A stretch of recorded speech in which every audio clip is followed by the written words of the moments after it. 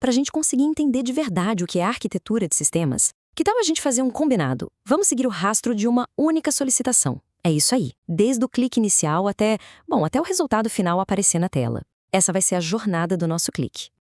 Parece uma pergunta simples, né?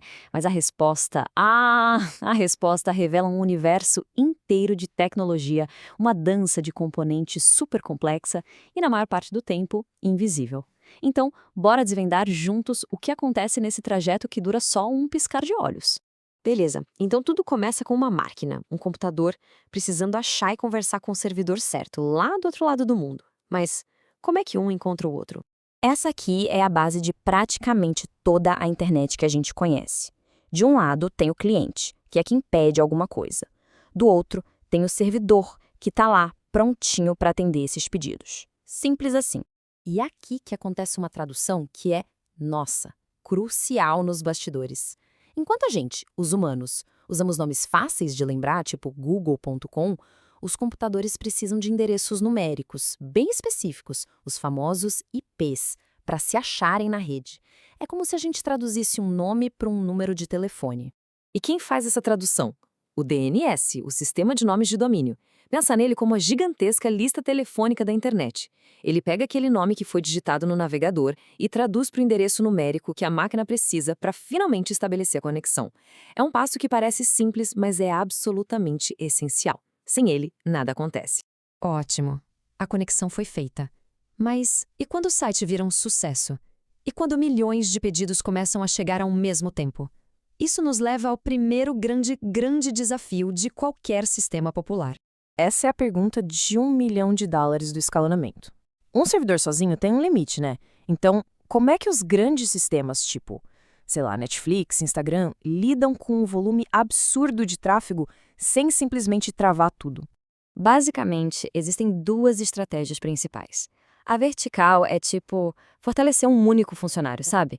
Dar mais café, uma mesa melhor. Funciona no começo, mas tem um limite bem claro e, convenhamos, fica caro pra caramba.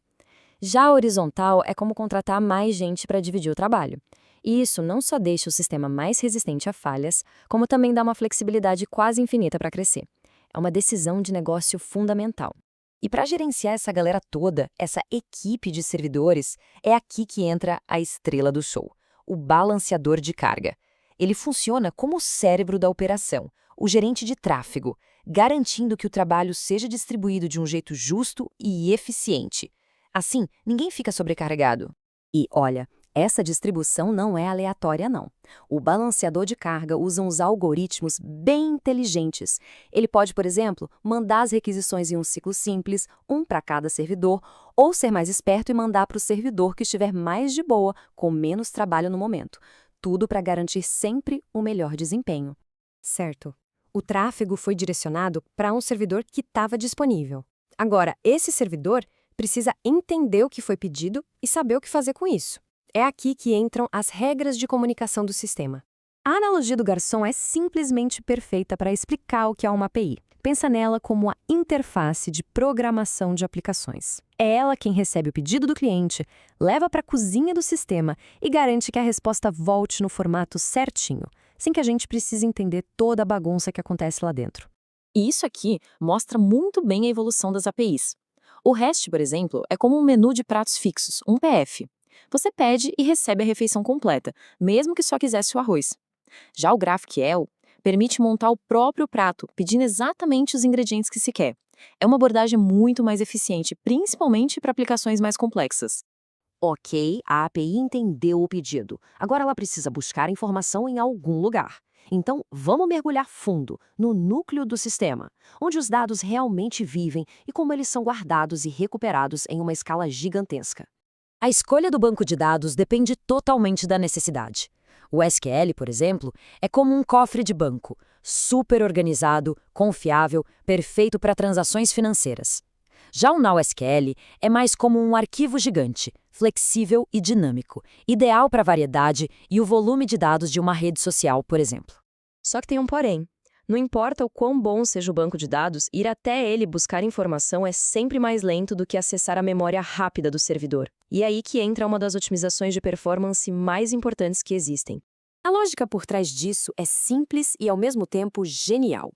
Antes de fazer aquela viagem longa até o banco de dados, a aplicação dá uma olhadinha num lugar de acesso super rápido, o cache, para ver se a informação já não está ali guardadinha. Se estiver, a resposta é quase instantânea. Isso acelera as coisas de um jeito absurdo. Mas, e quando até o banco de dados fica grande demais e precisa ser distribuído em várias máquinas? A solução para isso se chama sharding. Em vez de ter uma única enciclopédia gigante e pesada, a gente cria vários volumes menores e mais fáceis de manusear. Cada servidor cuida de um pedacinho, tornando a busca pela informação muito, mas muito mais rápida. Ufa, chegamos na reta final da nossa jornada. Os dados foram encontrados, processados. A questão agora é: como entregar essa resposta de volta para o usuário do jeito mais rápido e confiável possível, não importa onde a pessoa esteja no planeta? Na internet, a distância física é inimiga da velocidade. E a CDN, ou Rede de Distribuição de Conteúdo, resolve isso de um jeito brilhante. Ela basicamente armazena cópias de arquivos como imagens e vídeos em servidores espalhados pelo mundo todo. Assim, a informação viaja a menor distância possível e chega voando até o usuário. E todo esse balé tecnológico, essa coreografia, da consulta DNS lá no começo até a entrega pela CDN, tudo isso acontece literalmente num piscar de olhos. O resultado final dessa jornada super complexa é a página que simplesmente parece, quase que por mágica na tela. Então vamos só recapitular essa viagem incrível. Começa com um clique. Esse clique dispara uma consulta no DNS para achar o endereço. A solicitação passa por um balanceador de carga que escolhe o melhor servidor de aplicação.